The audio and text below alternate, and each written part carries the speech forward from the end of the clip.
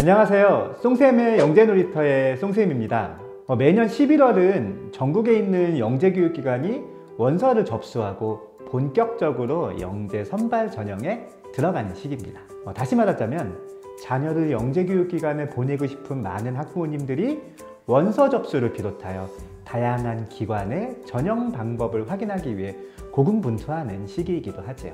영재 선발을 위한 전형 방식은 지역마다 기관마다 조금씩 차이가 있습니다. 하지만 거의 모든 기관에서 동일하게 요구하는 것은 바로 자기소개서입니다.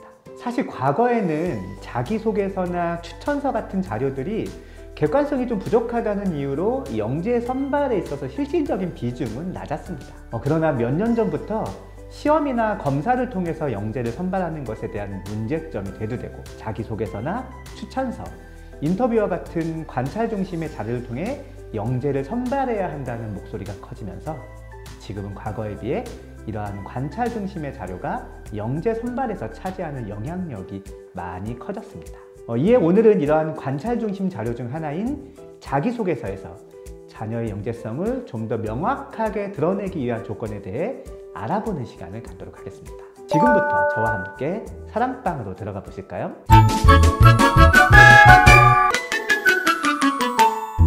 사람들은 영재를 단순히 뛰어난 재능과 능력을 가진 사람이라고 생각하기 쉽습니다.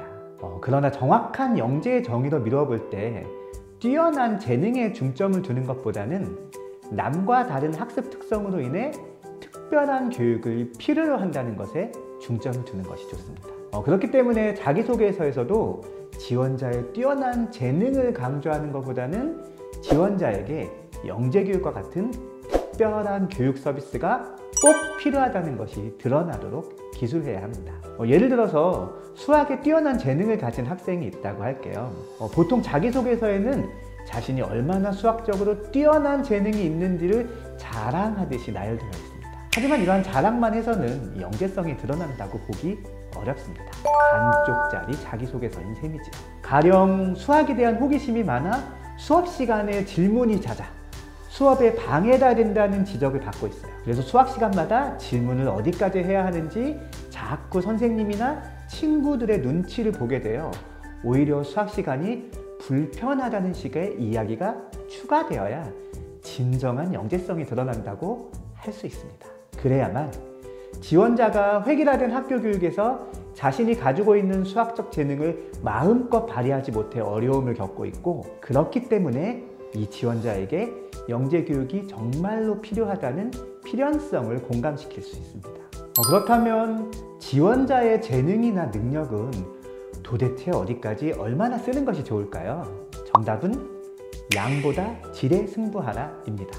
많은 학생들은 앞서 이야기한 것처럼 자신의 재능이나 능력을 자랑하듯이 최대한 많이 나열하는 것에 신경을 씁니다. 그런데 대부분의 자기소개서는 항목별 최대로 쓸 수 있는 분량이 정해져 있습니다. 이 경우 자신의 다양한 강점을 수박 겉핥기식으로 나열하는 것은 큰 의미가 없습니다. 오히려 지원자가 가장 중요하다고 생각하는 한두 가지의 강점을 중심으로 기술해야 합니다. 그리고 이러한 강점을 기술할 때는 단순 사실을 나열하는 것보다는 이러한 강점과 관련된 구체적인 일화를 통해서 자세하게 기술하는 것이 좋습니다.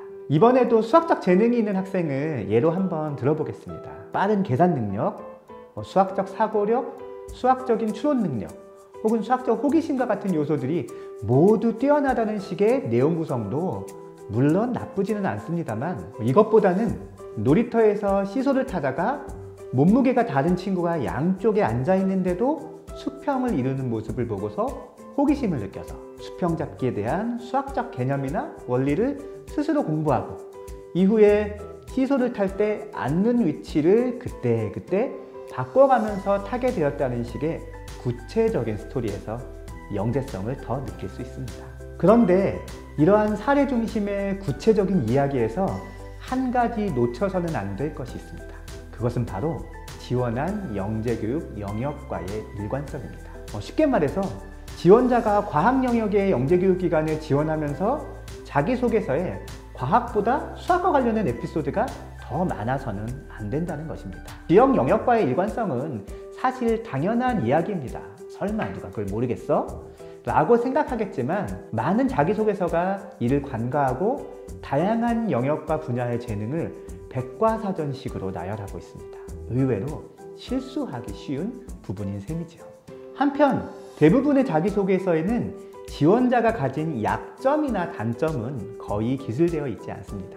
장점을 설명하기도 부족한 마당에 굳이 단점이나 약점까지 기술할 필요가 있을까 생각하는 것이지요. 물론 틀린 말은 아닙니다.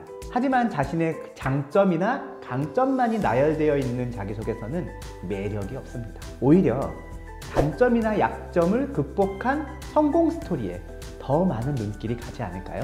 영재의 중요한 특성 중 하나가 과제 집착력입니다. 과제 집착력이란 자신이 흥미와 호기심을 느끼는 과제를 끝까지 해결하기 위해서 엄청난 집중력과 몰입도를 발휘하는 것을 뜻합니다. 특히 자신이 해결하기 다소 어려운 과제에 직면했을 때 이러한 과제 집착력은 계속되는 시행착오에도 이를 포기하지 않고 끝까지 도전하도록 하는 원동력으로 작용합니다.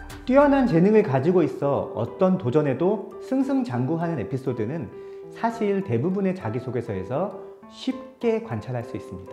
그래서 이러한 승승장구의 에피소드보다는 역경을 딛고 노력으로 일어선 인간 승리의 내용이 훨씬 더 임팩트가 느껴질 수 있습니다. 천편일률적인 자기소개서 속에서 경쟁력을 가질 수 있는 중요한 무기가 되는 것이지요. 자기소개서는 용어 그대로 지원자 본인이 쓰는 것이 가장 중요합니다. 그런데 많은 자기소개서를 읽다 보면 정말 본인이 쓴 것이 맞을까 하는 의심을 들게 하는 것이 정말 많습니다. 아무리 영재의 특성이 잘 드러나는 소개서라고 해도 본인이 쓴 것이 의심되는 경우에는 신뢰가 가지 않을 수밖에 없는 것이죠. 그렇다면 정말 자기가 쓴 자기소개서는 어떤 느낌이 될까요? 세련되고 정제된 언어를 사용하여 명확하게 쓴 자기소개서는 사실 다른 사람의 도움을 받았다는 의심을 할 수밖에 없습니다. 그러므로 다소 어눌하더라도 지원자의 또래 수준 어휘와 문장으로 기술하는 것이 중요합니다. 그런데 보통의 경우 스스로 쓴 자기소개서를 읽은 부모님들이 어른의 시각에서 부정확한 언어나 세련되지 못한 표현을 좀 더 자연스럽게 수정해 줍니다. 그런데 이렇게 중간중간 어른의 언어로 수정된 자기소개서는 어색하게 짝이 없습니다. 오히려 어휘나 문장의 호응이 다소 논리에 맞지 않아 정제되지 않은 느낌에서 더 신뢰감을 느낄 수도 있습니다. 그러므로 아이의 자기소개서를 피드백할 때는 디테일한 어휘나 표현을 수정해 주시는 것보다는 내용의 전체적인 의도를 충분히 이해하고 같이 읽어가면서 아이가 쓴 문장이 이러한 의도를 잘 반영하고 있는지를 확인해 주시는 것이 더욱 좋을 것으로 보입니다. 오늘은 영재교육 전문가의 눈으로 본 좋은 자기소개서의 조건에 대해 이야기 나누었습니다. 첫째, 지원자의 재능보다는 영재교육이 꼭 필요한 이유에 집중하라. 둘째, 지원자의 강점 한두 가지를 구체적인 사례를 들어 기술하라. 셋째, 시행착오를 통한 노력으로 이룬 성공 스토리에 집중하라. 넷째, 남이 아닌 지원자의 어휘와 문장 수준으로 기술하라. 하지만 이러한 네 가지 조건은 자기소개서에 적힌 모든 내용이 100% 사실이라는 전제 속에서만 가능합니다. 그러므로 경쟁력 있는 자기소개서를 쓰기 위해 사실과 다른 내용을 허위나 과장으로 기술해서는 안 된다는 점을 반드시 잊지 말아야 하겠습니다. 오늘의 사랑방은 여기까지입니다. 다음 시간에도 학부모님들이 공감할 수 있는 좋은 이야기로 찾아뵙겠습니다.